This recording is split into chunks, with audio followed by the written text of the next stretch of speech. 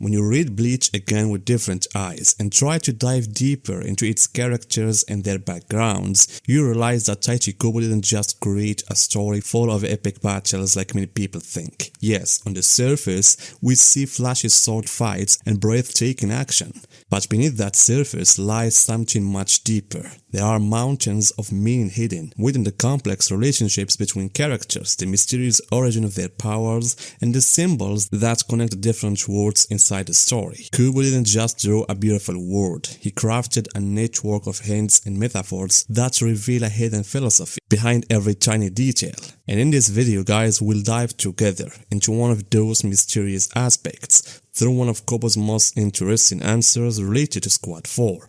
Why this squad specifically chosen to handle healing and medical duties? Why not another squad? We'll explore the possible reasons behind his choice and connect it to the overall structure of the Gotei 13 to uncover another layer of Kubo's genius in building this amazing universe.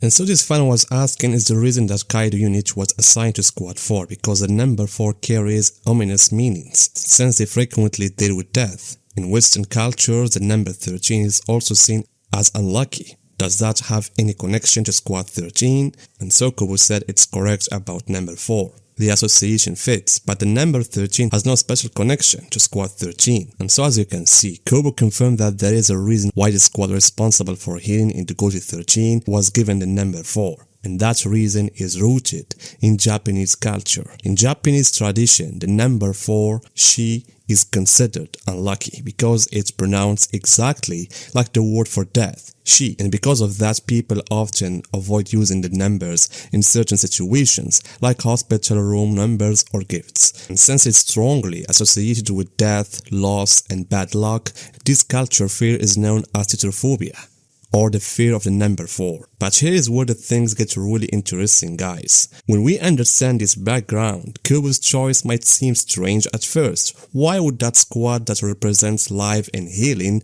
be linked to a number that symbolizes death? And that's exactly, guys, where Kubo's brilliance shines, in how he plays with contrast and symbolism. Because Squad 4 actually represents the border between life and death, some might see them as the weakest squad in the Gotei 13, since they rarely fight and don't have the flashy bloody battles the others are known for. Even within the story itself, some characters look down on Squad 4, seeing them as just a team of nurses or service workers. But the truth is much deeper than that. Squad 4 stands as the final line between death and survivor, as we said.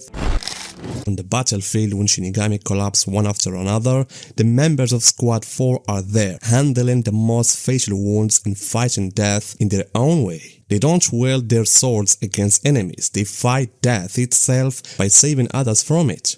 And one of the best examples we have is what happened during the final battle against the Quincy's. Inside Squad 4 barracks, it wasn't just a healing area, it was a place filled with darkness, silence, and the smell of death. Yet even that heavy atmosphere, those small flickering lights in the halls show the other side of the story, the side where hope still burns and lives are saved from the edge of death.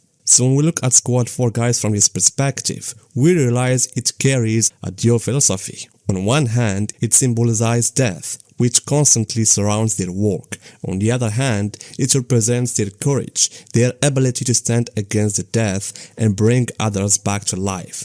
Even Ritsu Onohana or Yachiro Onohana, guys, who lead Squad 4 for so long, perfectly embodies this philosophy. She once was a ruthless killer who longed for blood and battle, yet she also carried a deep compassion that drove her to heal countless souls. And this duality, guys, within her, the killer and the healer, is the very essence of Squad 4's spirit, and it's why Kubo's choice of the number 4 fits so perfectly. The story, guys, of the number 4 doesn't stop there. Yumi Chika once said that she chose the 5th seat instead of the 4th simply because he thought number 4 wasn't attractive. In that moment, guys, and other moments actually tells us something important. In Bleach, even squad numbers themselves often carry meaning. Like I mentioned in my previous video about Tosin, number 9 is deeply personal to Tosin. He was the captain of Squad 9. In his Bankai releases, 9 circles representing the 9 stages of decay after death. Interestingly, guys, in Japanese, the word 9, Q, also sounds like the word for suffering, symbolizing pain, loss, and endurance. So Kubo used these numbers not just as labels, but also as reflections of each character's fate or inner world. As I mentioned at the start of this video, guys, the Gotei 13 isn't just about power and battles.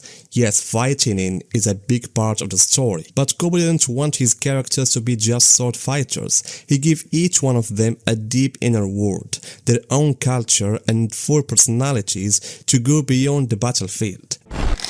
And since the story mainly revolves around the Shinigami Ichiro Kurosaki, Kubo did an amazing job in creating detailed backgrounds for the captains and the vice captains and mini Shinigamis, showing us their lives outside of battle. And actually, guys, that's one of the reasons why they feel so real. And to make this idea clearer, guys, let me give you an example. One example. It's more than enough to show you Kubo's genius in this area.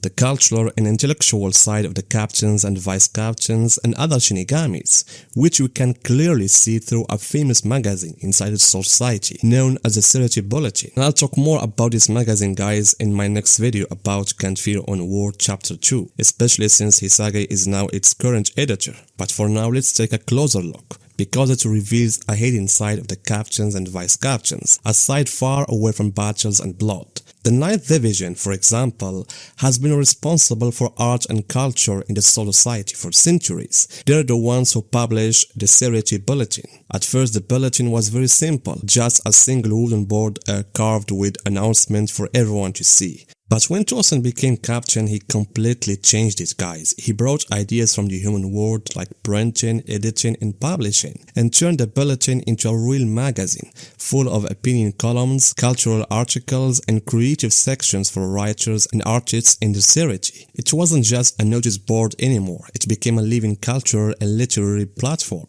And through this magazine, we started discovering artistic and human sides of the captains and vice captains we never saw before. For example, Okichaki was a well-known writer, especially among the children of the Seriety, thanks to his popular story, Warning of the Twin Fish. The main character was named Sogyo, and this small story made Okichaki loved by the kids. It showed his gentle and caring side that we often see in his character. Kyoraku Shunsui, on the other hand, also wrote a novel, but it was a romantic one.